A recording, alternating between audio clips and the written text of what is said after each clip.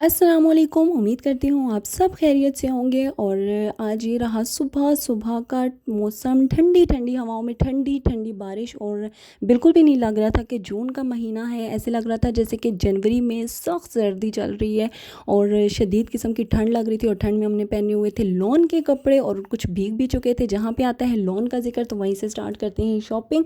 कल जिस स्टोर पे विज़िट किया था वो स्टोर था बंद। आज अगेन वहीं पर हम आए और यहाँ से दोबारा से कलेक्शन देखी। और मैं यहाँ पे आज फिर से वीडियो बनाना भूल गई थी, लेकिन फिर भी निकलते निकलते मैंने कुछ थोड़ी बहुत वीडियो बना ही ली, कुछ ना कुछ शूट कर ही लिया। और जैसे कि मैंने आपको कहा था कि मैं चाह रही थी fully embroidered suit with embroidered दुपट्टा, तो यहाँ पर जो मुझे पसंद आता था वो सेल हो चुका था। और कुछ मुझे सब पसंद भी नहीं आ रहा था, जैसे कि आपको लड़कियों के मसाइल पता ही होंगे। और यहाँ से फिर मैंने बाय किया इनमें से ये वाला फिरोज़ी कलर जिस पे मैंने फिंगर रखी है। और वो जो बड़े नहीं कहते ठंडा कलर, गर्मियों का ठंडा कलर, वैसे मैंने लिया कूल कलर। और इसके साथ ही मैंने एक दो सूट और बाय किए और फिर हम निकले घर की तरफ। और रास्ते में हमेशा अब आजकल तो नज़र आ रही हैं बकरियां, दुम्बे, ये सब, जैसे कि बड़ी ईद आ रही है। और मामा के घर पहुंचते ये थे चूज़े, ये चूज़ा बीमार था और इसको खिला रही थी मैं पालक। और बाकी भी चूज़ों के आगे पालक की जो एंड पे डंडियाँ होती हैं ये डाली हुई थी ताकि खा ले। पहले छोटी छोटी डाली लेकिन थक गए थे, फिर हमने बड़ी डाल दी इकट्ठी, ये बड़े शौक़ से खा लेती हैं। और फिर ये रहा हमारा मुर्गा, और जो अभी आएगा आपको दिखाएंगे। ये मुर्गा जो है ये बहुत इनको मारता है। यहाँ पे हमें पता चला कि हमने जाना है, घर गेस्ट आ रहे हैं। दिल दे दिया है जान तुम्हें देंगे, दिल दे दिया है जान तुम्हें देंगे। और घर आते ही वाकई में मैंने अपनी जान दे दी। और घर की सफाइयाँ वगैरह की, क्योंकि सुबह सुबह निकल चुके थे और नीट ही था, क्लीन था, लेकिन फिर भी थोड़ा बहुत जो करना होता है। और यहाँ पे मैंने बनाया मिल्क शेक। जब तक गेस्ट को मिल्क शेक जब तक गेस्ट को मिल्क शेक सर्व किया तब तक मैं यहाँ पे चढ़ा चुकी थी चाय। और चाय मेरी उबल उबल के मैं क्या बताऊँ, इस बेचारी चाय का क्या हाल हो चुका था। ये चीख चीख के कह रही थी कि मुझे चूल्हे से उतार दो बाजी, मुझे नीचे उतार दो। लेकिन मैंने उतारने का नाम नहीं लिया, क्योंकि मेरे हस्बैंड हमेशा एंड टाइम पे उठ के चले जाते हैं, कभी नमाज़ पढ़ने तो कभी कहीं उनका कुछ पता नहीं चलता। जैसे वो आए मैंने चाय सर्व की और उसके बाद खाने की तैयारी करनी थी, तो सोचा सबसे पहले बनाते हैं कुछ मीठे में ताकि ठंडा भी हो जाए।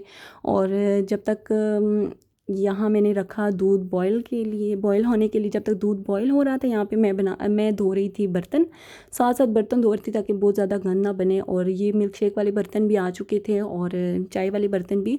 और मैं ये जब तक वॉश कर रही थी वहाँ पे मेरा दूध बॉयल हो रहा था। जैसे ही मेरा दूध बॉयल हुआ मैंने इसमें डाली खीर। और ये जो खीर के पैकेट्स थे ये हमने बाहर से मंगवाए थे।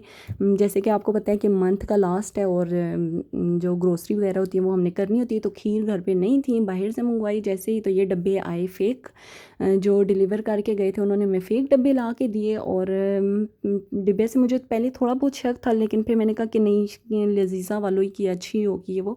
और मैंने जैसे ही इसको डाला तो वो बन गई गुठलियाँ और मैं हो गई परेशान। और जब हम लड़कियां परेशान होती हैं तो हमें एंड टाइम पे याद आती हैं हमारी अम्मी जान, तो हमने कॉल मिलाई मामा को। और कॉल मिलाते ही मामा ने कहा भैया आपने दूध नहीं था बॉयल करना, ठंडे में डालनी थी, फिर साथ साथ चम्मच हिलाना था, ये करना था वो करना था। लेकिन मैं हमें जब भी खीर बनाती हूँ तो मैं पहले दूध को अच्छे तरीके से बॉयल कर लेती हूँ, मतलब इतना बॉयल कर लेती हूँ कि वो थोड़ा गाढ़ा हो जाए। उससे ये होता है कि खीर बहुत मज़े की बनती है, लजीज़ा खीर जो है वो लजीज बनती है। तो हम लोगों ने यहाँ पे जैसे ही डाली और गुठलियाँ बन चुकी थी। खैर फिर मैंने आलू जिसे मैश करते उस मैशर से मैंने इसको, इस वाले मैशर से मैंने बहुत खीर को किया, लेकिन बन गई थी, ठीक बन गई थी, बिल्कुल भी कुछ नहीं हुआ। एंड पे जो नॉर्मल रिज़ल्ट निकलता है वही निकला। यहाँ पे फिर मैं बना रही थी कटलेट्स और चिकन भी बॉईल हो चुका था, आलू भी बॉईल हो चुके थे, प्याज भी मैं चॉप कर चुकी थी और धनिया और हरी मिर्च भी यहाँ पे मैं डाल रही हूँ स्पाइसेस। और स्पाइसेस डालने के साथ साथ इसमें डलता है अंडा। और ज़्यादा बेहतर होता है कि अगर आप सिर्फ जर्दी डाल दें अंडे की तो बहुत क्रिस्पी सी आपके कटलेट्स बनते हैं। लेकिन पूरा अंडा डालना चाहते हैं, वेस्ट नहीं करना चाह रहे तो ठीक है, आप ऐसे भी डाल सकते हैं। और इसके साथ फिर हम डालेंगे थोड़ा सा बेसन। लहसुन भून के उसको फ्राई पैन में भून के फिर इसमें डाल के फिर जैसे आप आटा गूंथते हैं वैसे ही इसको थोड़ा सा मिक्सअप कर लें और उसके बाद बनाएं इसे कटलेट्स। जब तक मैंने खीर ठंडी होने के लिए रख दी थी और इसको भी ठंडा होने के लिए थोड़ा रख दिया था, तब तक फिर से जो बर्तन इकट्ठे हो चुके थे वो मैंने वॉश किए और वो वॉश करने के बाद मैंने जो खीर बनाई थी वो ठंडी हो गई और उसे अगेन जब मैंने टेस्ट किया तो ना तो वो मीठी थी और ना ही मज़े की थी, बिल्कुल कड़वी थी, बहुत कड़वी थी। जैसे कि ये सावन के मौसम में अक्सर पापड़ हो जाते हैं, चिप्स हो जाती है या फिर अक्सर काफ़ी चीज़ें ऐसी होती हैं जो जिसे कहते हैं बासी, ऐसी कुछ हो जाती, कुछ ऐसा जायका आ रहा था इसमें से।